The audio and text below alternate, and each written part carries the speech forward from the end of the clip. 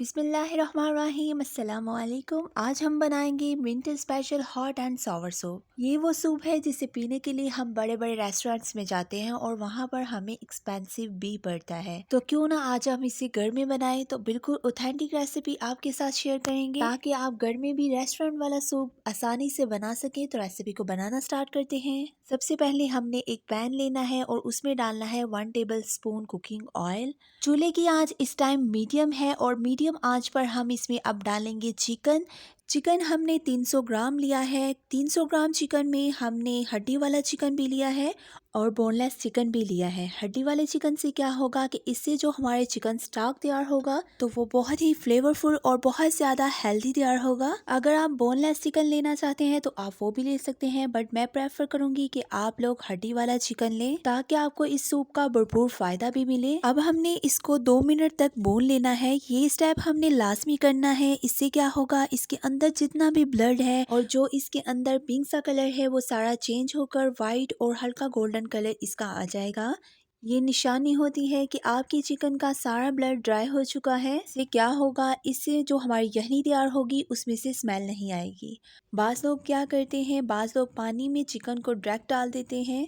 अगर chicken boneless है तब तो ठीक है, लेकिन अगर आपका चिकन हड्डी वाला है तो फिर जो इसमें अंदर जो ब्लड होगा वो आपकी यखनी में शामिल हो जाएगा, जिससे आपका स्टॉक खराब हो जाएगा और उसमें से स्मेल भी आएगी। तो आपने ऐसा बिल्कुल भी नहीं करना। चिकन हमारा लाइट गोल्डन हो चुका है। अब हम इसमें शामिल करेंगे पानी। पानी मैंने यहाँ पर 1.5 लीटर लिया है। 1.5 लीटर पानी में से 1 लीटर पानी को हमने बचाना है, क्योंकि जब ये खुश्क होगा तो 1 लीटर पानी हमारा रह जाएगा। अब हम इसमें डालेंगे हरे प्याज के अंदर जो सफेद वाला हिस्सा होता है वो हम इसमें डालेंगे और 3 से 4 कलियां हम इसमें लहसुन की डालेंगे। लहसुन और हरे प्याज के अंदर वाले हिस्से से ये होगा कि हमारी यखनी जो है वो बहुत ज़्यादा खुशबूदार बनेगी। अब हम इसको कवर कर देंगे ताकि इसमें बॉयल आ जाए।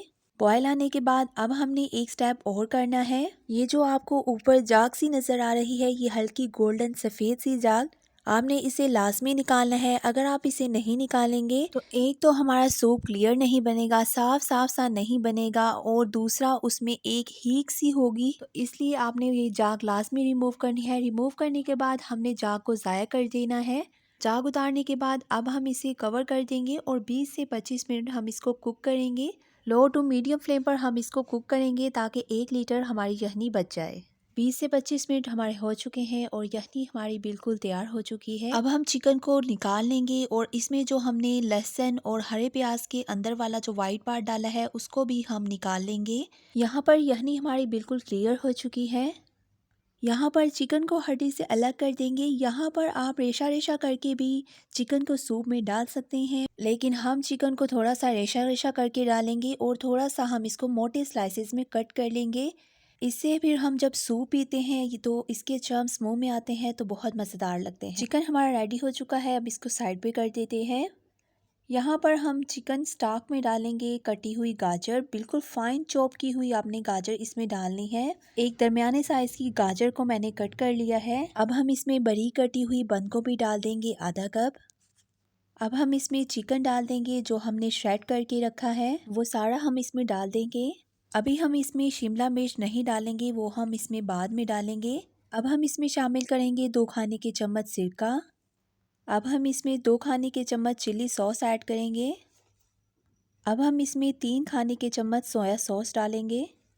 यखनी जो यहाँ पर है वो 1 लीटर है, तो 1 लीटर यखनी के हिसाब से ही मैं तमाम सॉसेस आपको बता रही हूँ। अब हम इसमें 1 टेबलस्पून डालेंगे ओस्टर सॉस। ये ऑप्शनल है, अगर आपके पास है तो आप इसमें डाल सकते हैं, वरना इसके बगैर भी हमारा सूप तैयार हो जाएगा। अब हम इसमें 1 टीस्पून नमक ऐड करेंगे। नमक आप अपने टेस्ट के हिसाब से कम और ज़्यादा कर सकते हैं। अब हम इसे 2 मिनट तक कुक करेंगे ताकि हमारी वेजिटेबल सॉफ्ट हो जाए। अब हम इसमें डालेंगे 1 टीस्पून काली मिर्च। काली मिर्च का पाउडर हमने नहीं डालना, इसको मोटा मोटा करके डालना है।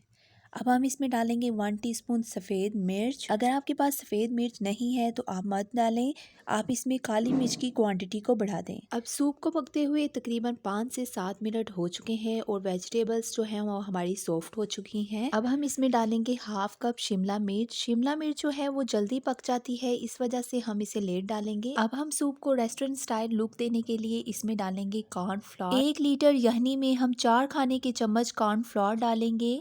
इससे बिल्कुल परफेक्ट कंसिस्टेंसी आएगी, क्योंकि अगर आप ज़्यादा कॉर्नफ्लोर डालेंगे तो वो बहुत ज़्यादा थिक हो जाएगा। तो यहाँ पर कॉर्नफ्लोर मैंने सारा डाल दिया है। तो जैसे जैसे हमारा सूप पकता है ये गाढ़ा होता जाता है।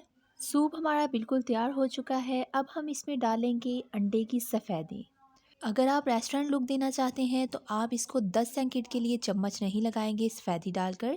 10 सेकंड बाद हम इसमें चम्मच लगाएंगे तो ये बिल्कुल रेस्टोरेंट की तरह तैयार होगा।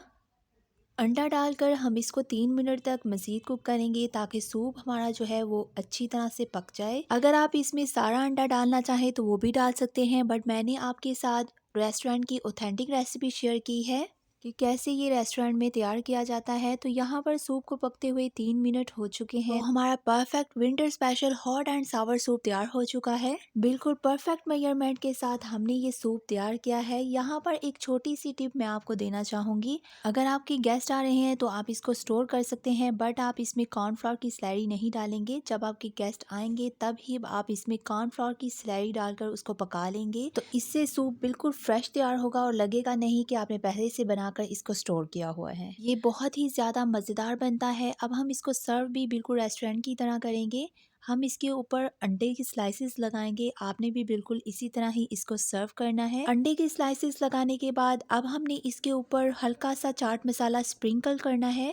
तो हमारा बहुत ही मज़ेदार हॉट एंड सोवर सूप तैयार हो चुका है। इस रेसिपी को घर में ज़रूर ट्राई कीजिएगा और अपनी फीडबैक से हमें आगाज़ ज़रूर कीजिएगा। अगर आपको मेरी ये एफर्ट अच्छी लगी हो तो इस रेसिपी को ज़्यादा से ज़्यादा शेयर कीजिएगा और मेरे चैनल को सब्सक्राइब और वीडियो को लाइक और बेल आइकन को प्रेस करना मत भूलिएगा ताकि आपको आने वाली हर वीडियो का नोटिफिकेशन मिलता रहे। अल्लाह हाफिज़।